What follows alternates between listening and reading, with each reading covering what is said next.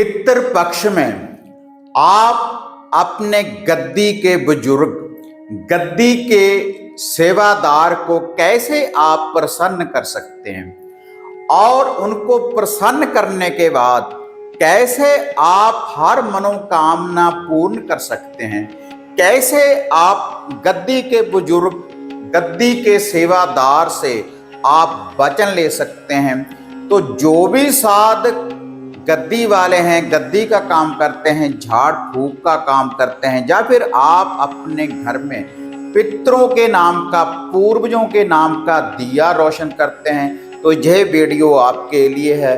तो इस विधि के अनुसार आप अपने पूर्वज गद्दी के सेवादार को आप प्रसन्न कर सकते हैं और उनसे वचनों की प्राप्ति कर सकते हैं। तो क्या है इसकी संपूर्ण जानकारी, तो देखते हैं आज इस वीडियो के माध्यम से। आप देख रहे हैं साधना और समाधान। साधना और समाधान चैनल देख रहे सभी भक्तजनों को जय माता की। तो 2-3 दिन के बाद देखो पितृपक्ष आने वाला है 2024 में। तो पितृपक्ष में जो भी हमारे पूर्वज पितृ होते हैं, उनके नाम का पुण्य दान करने के बाद, तर्पण करने के बाद, हवन यज्ञ करने के बाद, उनकी आराधना करने के बाद, उनके नाम का दान करने के बाद हम उन्हें प्रसन्न कर सकते हैं। और जो भी हमारे घर में कोई पितृ पूर्वजों की बाधा होती है तो उसका हम निवारण कर सकते हैं। जब उस बाधा का निवारण हो जाता है तो हमारे घर में सुख शांति होती है, धन धन्य की वृद्धि होती है, कला क्लेश का निवारण हो जाता है और हर रुका हुआ काम बनना शुरू हो जाता है। और इसके अलावा जो भी कोई विवाह का बंधन होता है, जैसा भी कोई बंधन होता है हमारे घर में, तो उसका पूर्ण रूप से निवारण हो जाता है। क्योंकि पितृ दोष के कारण, पूर्वजों के कारण हमारे घर में बहुत सी समस्याएं उत्पन्न हो जाती है। लेकिन आज की यह जो वीडियो है, जो साधक गद्दी का काम करते हैं, भगताई का काम करते हैं, झाड़ फूक का काम करते हैं, या फिर आपने अपने घर में जो आपके पूर्वज पितृ हैं, आपके बड़ वडेरे हैं, अगर उनके नाम के थान वगैरह, उनके स्थान बनाए हुए हैं, या फिर आप उनके नाम का कोई दीपक, दिया रोशन करते हैं, तो आप उनको कैसे प्रसन्न कर सकते हैं। और जिनके ऊपर किसी की सवारी आती है, गद्दी वाले बुजुर्ग की अगर सवारी आती है, कोई भी सेवादार है, तो अगर वचन सही से नहीं होते, तो जो भी कोई आपके सामने जो भी कोई व्यक्ति आता है अपना कोई दुख वगैरह लेकर, जो भी कोई समस्या, अगर उसका पूर्ण रूप से निवारण नहीं हो पाता, तो कई बार जो गद्दी के सेवादार होते हैं, गद्दी के जो बुजुर्ग होते हैं, तो उनकी हमारे घर में समस्या होती है, किसी न किसी वह बंधन में होते हैं। तो उनका आपको निवारण करना चाहिए। आपके पूर्वज पितृ भी बंधन में हो सकते हैं, जो गद्दी का, जो कोई इल्म का, जो भी कोई साधक काम करता है पीछे से पीढ़ी दर पीढ़ी आपके घर में, तो उनकी भी समस्या हो सकती है। तो पहले मैं बता दूं कि गद्दी का जो बुजुर्ग होता है, गद्दी का जो सेवादार होता है, जैसे हमारे घर में कोई भी गद्दी लगाता है, पीछे से जो पीढ़ी दर पीढ़ी हमारे कोई गद्दी लगा रहा है आगे से आगे, तो जो मेन बुजुर्ग है, जिसने कोई साधना, कोई आराधना की है, जो भी उसका इष्ट है, इष्ट कोई भी हो सकता है, किसी भी धर्म में, किसी भी मजहब में कोई गद्दी का काम कर सकता है। और जिस भी देवी देवता की उसके ऊपर कोई सवारी हाजिर होती है, वह कोई मुस्लिम फकीर भी हो सकता है, कोई पैगंबर भी हो सकता है, आदि शक्ति माता काली भी हो सकती है, भैरव भी हो सकता है, माता बगलामुखी हो सकती है, या फिर 5 बाबरी हो सकते हैं, माता श्यामपुर मोहनी हो सकती है, कोई भी हो सकता है जिसकी उसने आराधना की है। तो उसके बाद जब उसकी मृत्यु हो जाती है, बुजुर्ग होने के बाद कैसे भी, तो उसके बाद जब भी आप आगे गद्दी का काम करेंगे, जिसने साधना सिद्धि एक बार कर ली, तो वह आपको आगे से मानना पड़ेगा, तभी आप उस इष्ट को आप प्रकट कर सकते हैं। उसकी अगर आप डायरेक्टली ही आप कोई भी आराधना कर रहे हैं, अगर गद्दी का काम करना चाहेंगे, तब आपके घर में समस्या रहेगी, जितनी देर आप उसको प्रसन्न नहीं करेंगे। अगर आपने गद्दी वाले बुजुर्ग को, गद्दी वाले सेवादार को आपने प्रसन्न कर लिया, अगर आप गद्दी का, भगताई का, झाड़ फूक का काम करना चाहते हैं, आगे से गद्दी चलाना चाहते हैं, तब जो उसके साथ रिद्धि सिद्धि जो भी हो, जो भी कोई उसका इष्ट होगा, देवी देवता जिसकी भी उस व्यक्ति ने आराधना की होगी, जो भी कोई गद्दी वाला बुजुर्ग होगा, गद्दी का सेवादार होगा, तो वह शक्ति आपके ऊपर भी आ जाएगी और वचन आप भी दे सकते हैं। लेकिन उसके बाद जो भी आपका इष्ट है, या काली है, भैरव है, कोई मोहम्मदन पीर है, तो उसकी आराधना आप करते रहें। लेकिन सबसे पहले गद्दी वाले बुजुर्ग को प्रसन्न करना पड़ेगा। जैसे हम कोई भी साधना सिद्धि करते हैं, जैसे ओम गा गणपति का ध्यान धरते हैं, या फिर जो भी हमारे गुरु आराध्य देव होते हैं, गुरुदेव का हम ध्यान धरते हैं, उनसे आज्ञा लेते हैं, ऐसे ही अगर हमारे गद्दी वाला बुजुर्ग हमारे से रुष्ट हो जाए, अगर हम उसको याद नहीं करेंगे, उसका कोई लूपा भोग प्रसाद नहीं देंगे, उसका ध्यान नहीं धरेंगे, तो कोई भी आराधना सिद्धि हम संपन्न नहीं कर सकते और हमारे ऊपर सही से सवारी हाजिर नहीं होगी जो भी कोई आराधना करेगा, और ना ही वचन पूरे होंगे। तो अब आते हैं मुद्दे की बात के ऊपर कि उसको हम प्रसन्न कैसे कर सकते हैं। देखो, जो भगताई का, झाड़ फूक का काम करते हैं, कई घरों में ब्लैक मैजिक की भी गद्दी होती है, सात्विक भी होती है और तामसिक भी होती है। जैसा लोफा भोग प्रसाद आप अपने बुजुर्गों को पहले दे रहे हैं, तो वैसा ही लोफे के द्वारा आप उसको प्रसन्न कर सकते हैं। ये आपके घर की विधि है, क्योंकि कुछ ना कुछ जो भी आप लोफा भोग प्रसाद देते हैं, तो उसी विधि के अनुसार आप उनको प्रसन्न कर सकते हैं। तो सबसे पहले जो गद्दी का बुजुर्ग है, अगर आप उससे वचन लेना चाहते हैं, क्योंकि पितृपक्ष के अभी जो दिन आने वाले हैं, इन दिनों में वह पूर्ण रूप से प्रसन्न हो जाएंगे अगर इस विधि की आप पालना करेंगे।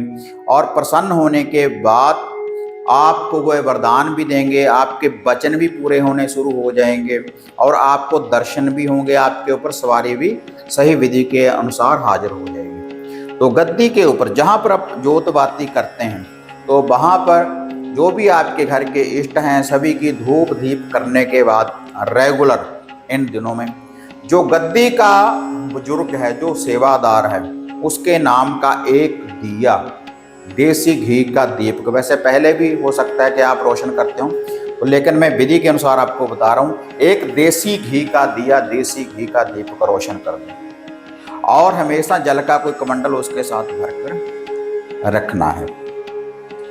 और देखो, सात्विक और तामसिक विधि मैंने दोनों बता दी। जैसे ही आप करती है वैसे ही लोहा भोग प्रसाद आप अपने इष्टों को दे सकते हैं। अगर कोई हुक्का वगैरह भरते हैं वो भी भर सकते हैं, कोई सिगरेट वगैरह रखते हैं वह भी आप रख सकते हैं, कोई भी आपकी विधि हो सकती है।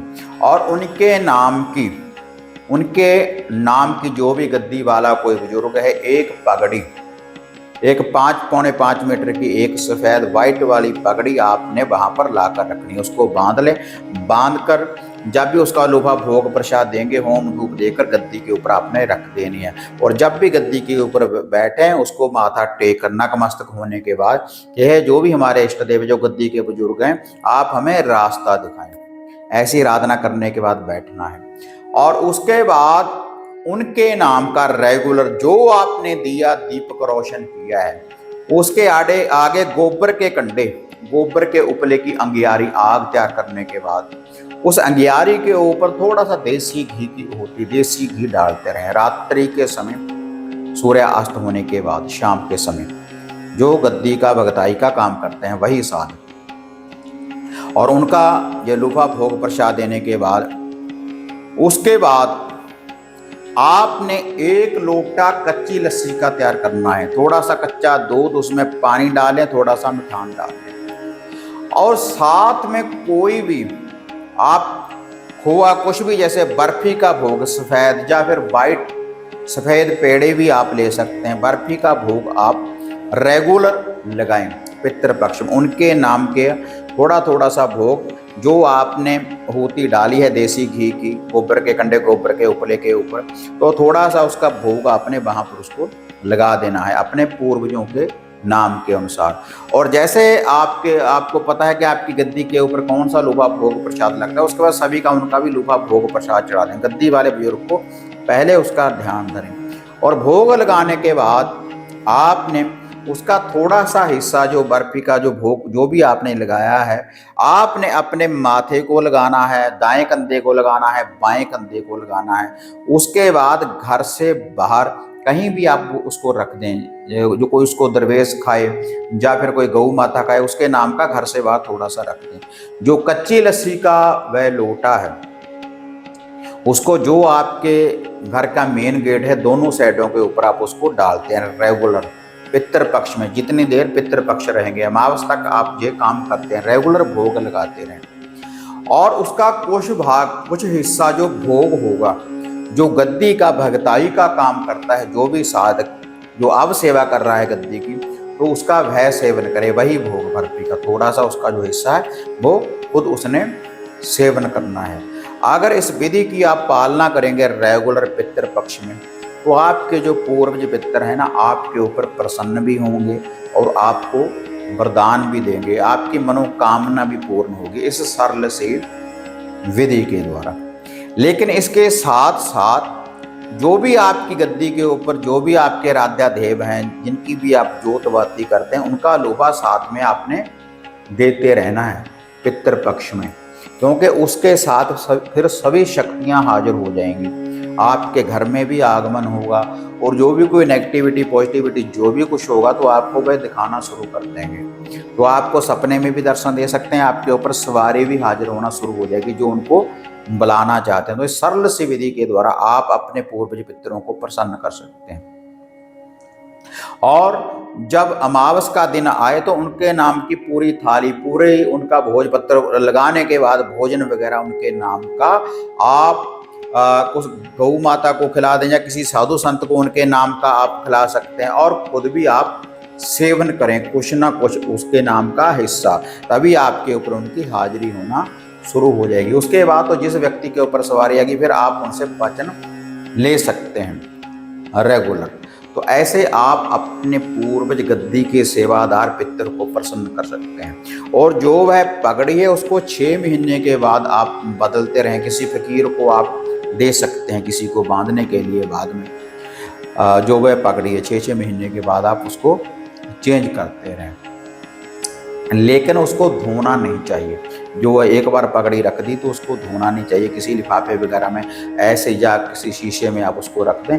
और जो दीपक है उनके नाम का वो रेगुलर रोशन करते रहें। अगर आप गद्दी का भगताई का झाड़ फूक का काम करते हैं और ऐसे ही जो घर में चिराग लगाते हैं वह भी ऐसे ही उनको प्रसन्न कर सकते हैं। उनके नाम के वस्त्र वगैरह दान करने के बाद तो जे लूपा भोग प्रसाद देने के बाद। अगर आप गद्दी का भगताई का काम नहीं करना चाहते, वैसे ही आप अपने पूर्वजों को मान रहे हैं, तब आप ये जो लूपा जो भोग प्रसाद मैंने आपको बताया है तो रेगुलर आप गौ माता को घर से बाहर देते रहें। उनके नाम का कुछ ना कुछ हिस्सा आप घर से बाहर किसी गरीब को देते रहें, या किसी मंदिर में या किसी गुरुद्वारा साहिब में कोई लंगर वगैरह में कुछ ना कुछ आप रेगुलर अगर दान करते रहेंगे पितृपक्ष में, तो आपके पूर्वज पितर आपके ऊपर पूर्ण रूप से प्रसन्न रहेंगे। और इसी चैनल के ऊपर गद्दी के सेवादार को प्रसन्न करने वाले मंत्र भी मैंने डाले हुए हैं, और उन मंत्रों की आराधना साधना करने के बाद भी आप अपने पूर्वज पितरों को प्रसन्न कर सकते हैं, प्रत्यक्षीकरण कर सकते हैं। अगर ऐसी वीडियो देखना पसंद है लाइक शेयर करें, साधना और समाधान चैनल को सब्सक्राइब करें। तो फिर मिलते हैं एक नई अपडेट के साथ, तब तक जय माँ काली, जय बाबा भैरवनाथ।